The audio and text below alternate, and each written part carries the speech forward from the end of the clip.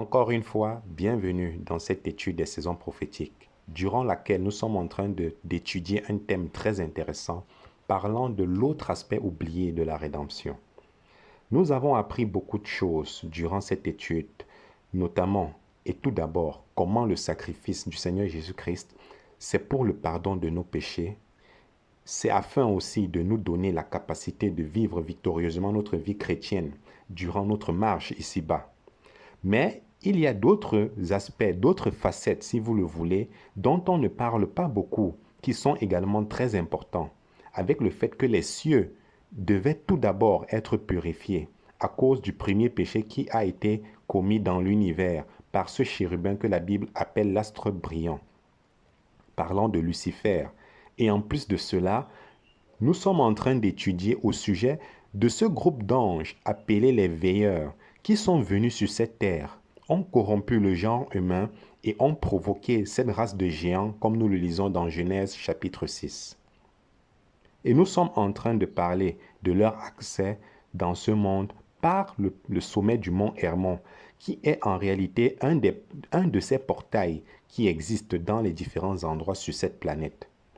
Et c'est par ce portail-là du mont Hermon que ces veilleurs sont passés pour accéder sur cette terre, dans ce monde, afin d'enseigner les hommes avant même l'époque d'Abraham, écoutez bien, et avant même l'époque de Moïse. Il y a une partie de ces veilleurs-là qui n'ont pas respecté leurs limites de création et n'ont pas gardé leur dignité, et se sont accouplés avec les filles des hommes, engendrant ainsi cette race de géants, qui tout d'abord a été détruite par le déluge à l'époque de Noé. Et nous avons également appris que ces anges déchus, ces veilleurs-là, sont gardés dans la région inférieure la plus profonde du séjour des morts, qui est l'abîme. Ceci afin d'être utilisés plus tard pour les jugements à venir qui se feront durant la période des 7 années de tribulation de la fin. Et la destination finale de ces anges déchus ou ces veilleurs-là est le lac de feu pour toujours. C'est donc par le livre d'Enoch que nous apprenons qu'ils sont passés par le mont Hermon. Ce mont Hermon fait 2814 mètres au-dessus du niveau de la mer. La dite montagne était autrefois appelée par les Sidoniens le mont Sirion et par les Amoréens le mont Sénir, tel que nous le lisons dans le livre du Deutéronome chapitre 3 verset 9. La région où se trouve cette montagne de Hermon est la région de Bassan, qui est une région hautement démoniaque. D'ailleurs, le mot Bassan, tenez-vous bien, signifie place du serpent ou lieu du serpent. Cette région de Bassan est celle où se trouve la tribu de Manassé et tout près de la tribu qui est aussi tout près de la tribu de Dan, là où Jéroboam, comme nous l'avons vu dans les précédentes études, avait construit un autel abominable, vraiment païen, où on adorait Baal dans cette région-là. Vous rendez compte? Sur le sommet du mont Hermon, il y avait différents temples dédiés à différentes divinités païennes dont on peut voir même les ruines encore de nos jours. Et dans la Bible, nous lisons au sujet de cette rivalité qui existe en réalité entre le mont Hermon et le mont Sion, montagne sur laquelle Dieu a décidé d'établir son temple et sa présence, justement. Le passage de Psaume chapitre 68, verset 16, parle en réalité de ce conflit spirituel-là entre ces deux montagnes, l'Hermon et le mont Sion. Toute la région, en fait, du Bassan, toute la région de Bassan était connue à l'époque biblique, ou si vous voulez dans l'Ancien Testament, comme la terre des géants. C'est là-bas que vivaient en réalité tous ces groupes de géants, comme nous l'avons déjà mentionné, à savoir les Élim, les Anakim, les Sipaï, les Réphaïm, tels que mentionné dans Deutéronome chapitre 3, verset 13, les Amoréens, dont la hauteur en taille égalait celle des cèdres, tel que nous le lisons dans Amos chapitre 2, verset 9 et 10, et dans le livre du Deutéronome chapitre 3, verset 13. Et il y avait aussi les Lakmi, qui étaient les frères de Goliath, dont nous lisons l'existence dans le livre de 1 Chronique chapitre 20, versets 4 et 8. Nous avons aussi Og, roi de Bassan, et le dernier des Réphaïm, tel que nous lisons dans Josué chapitre 12, versets 4 et 5. Et c'est Et du verset 5 à 6, ça dit que sa domination s'étendait, écoutez bien, jusqu'à la montagne de l'Hermon, parlant de ce roi Og. Alors, vous avez toute une grande région qui est située dans le nord complètement du pays d'Israël, toute la grande vallée de Bassan en question. D'ailleurs, c'est par ce territoire-là que la grande coalition dont nous vous avons parlé dans de récentes études, appelée Gog et Magog, descendra dans les derniers jours pour faire une attaque surprise contre Israël. Comprenez-le bien. Et c'est compréhensible en réalité, parce que cette région-là a toujours été hautement démoniaque et c'était surtout le territoire où résidaient plusieurs groupes de familles des géants, tels que nous venons de mentionner, dont nous venons de mentionner les noms. Alors c'est selon les écrits que nous trouvons dans le premier livre du livre d'Enoch, nous pouvons savoir que ces anges du groupe appelé les veilleurs ont fait leur entrée par le portail du mont Hermon, afin d'enseigner les hommes avant que Dieu n'appelle un homme en particulier qui est Abraham, tel que nous le savons, et que surtout plus tard, il donne une plus grande révélation encore par la loi qui a été donnée à Moïse sur le sommet du mont Sinaï. C'est donc par le sommet du mont Hermon que ces veilleurs ont fait un pacte, une entente entre eux, afin de ne pas garder leur dignité et leur limite de création en tant qu'anges. Il est vrai, du fait que le livre d'Enoch n'est pas reconnu parmi les canons des livres de la Bible, les gens n'en tiennent pas considération, ce qui est logique. Mais à l'époque biblique, du moins, une partie du livre d'Enoch était reconnue, puisque Jude va l'utiliser et Pierre également. Cependant, voici ce qui est étonnant. C'est que sur le sommet du mont Hermon, il y a plusieurs années, un expéditeur anglais du nom de Charles Warren, que probablement beaucoup de chrétiens connaissent, ainsi que beaucoup d'archéologues aussi. Charles Warren a fait une expédition en 1867 au Moyen-Orient, notamment sur le sommet du mont Hermon, qu'on appelait auparavant Sar-Antal.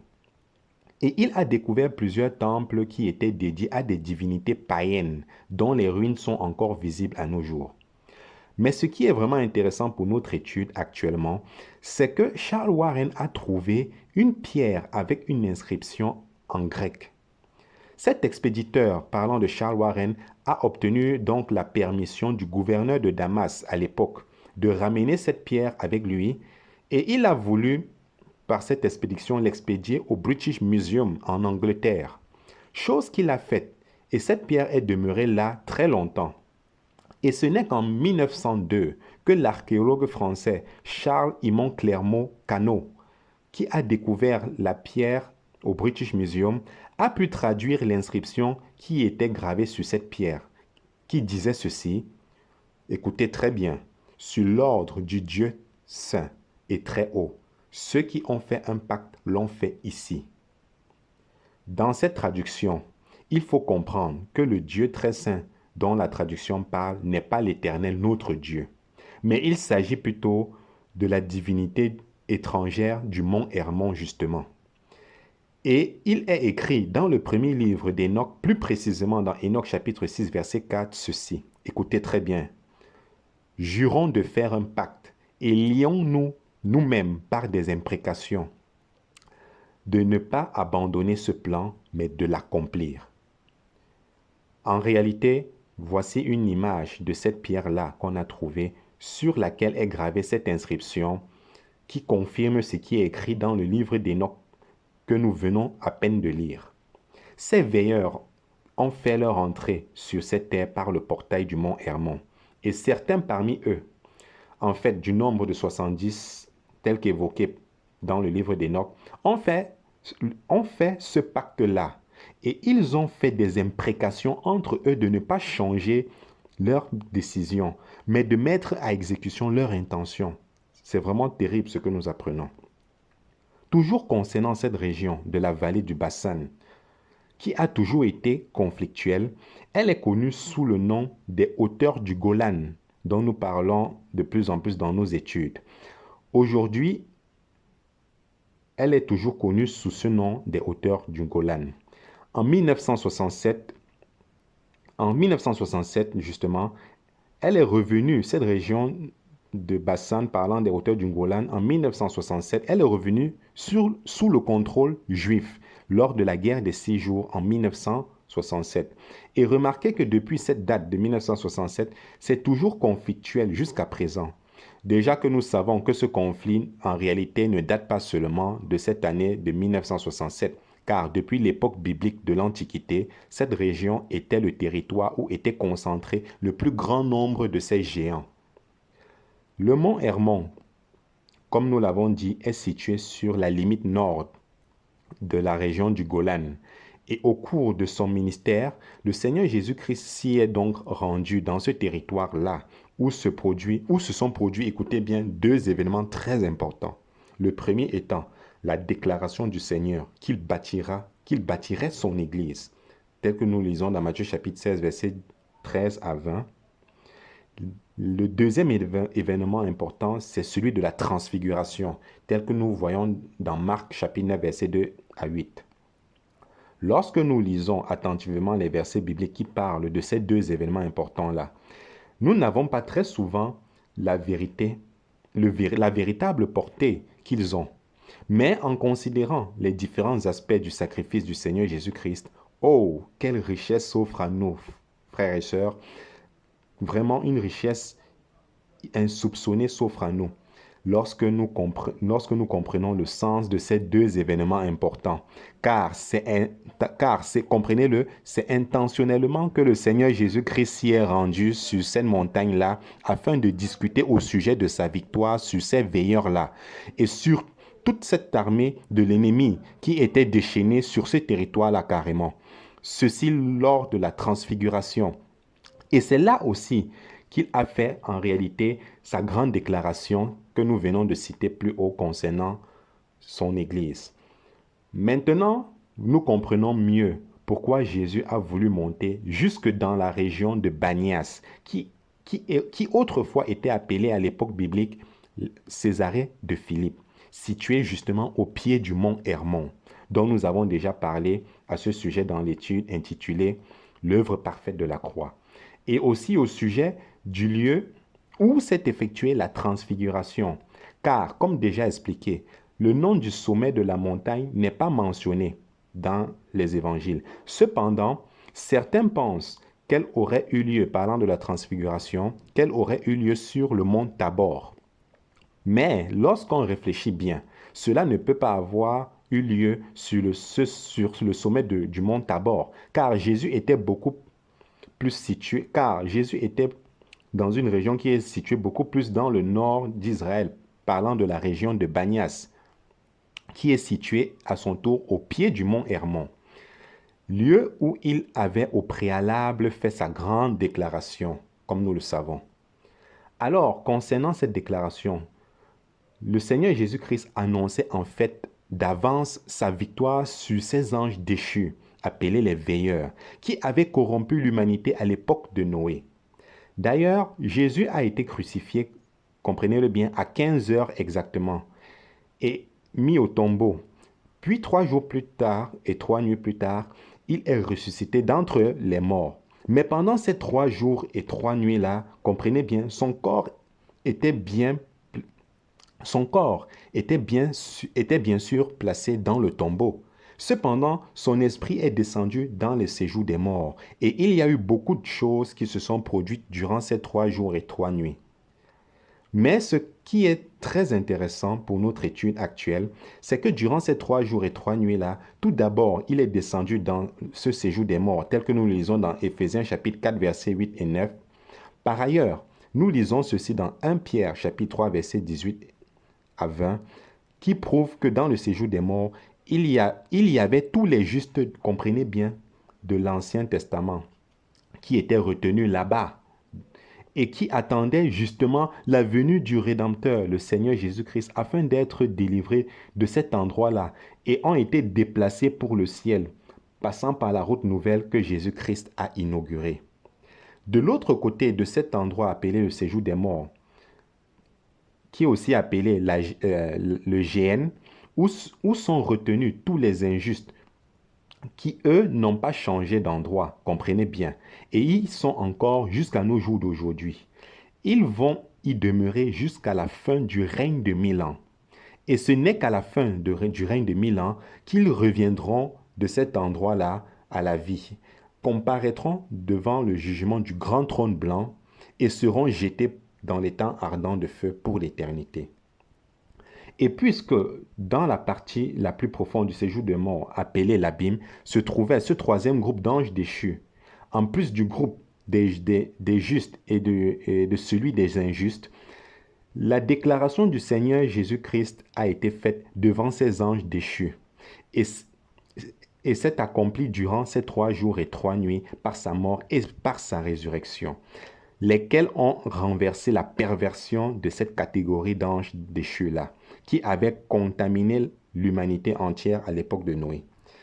Puis nous apprenons dans les évangiles de Matthieu que plusieurs des saints de l'Ancien Testament qui étaient retenus dans le séjour des morts, eux aussi ont déjà été ressuscités. Comprenez-le bien, la majorité des morts qui étaient dans le séjour des morts ont tout simplement changé d'endroit. Et le paradis, qui était le bon côté, si vous voulez qu'on le dise ainsi, le paradis qui était le bon côté du séjour des morts, tel qu'on l'appelait autrefois, est maintenant au ciel. Raison pour laquelle l'apôtre Paul dit dans sa 2e épître aux Corinthiens, il dit qu'il a été ravi au ciel, c'est-à-dire au paradis. Et certains d'entre eux, parmi ces justes, ont été ressuscités selon le principe, comme nous l'avons enseigné, le principe des prémices, dont nous avons beaucoup parlé et abondamment dans nos récentes études parlant du calendrier de Dieu. Et ils sont là au présentement dans le ciel, maintenant dans la présence de Dieu. Alors, ce qui nous intéresse, c'est de savoir qu'au final, Jésus-Christ, par avance, a annoncé sa victoire depuis le sommet de l'Hermon. Et lorsqu'il est allé personnellement dans cette partie inférieure-là du séjour des morts, qui est l'abîme, il a déclaré que la victoire était acquise sur tout l'ensemble de cette perversion provoquée par ces veilleurs.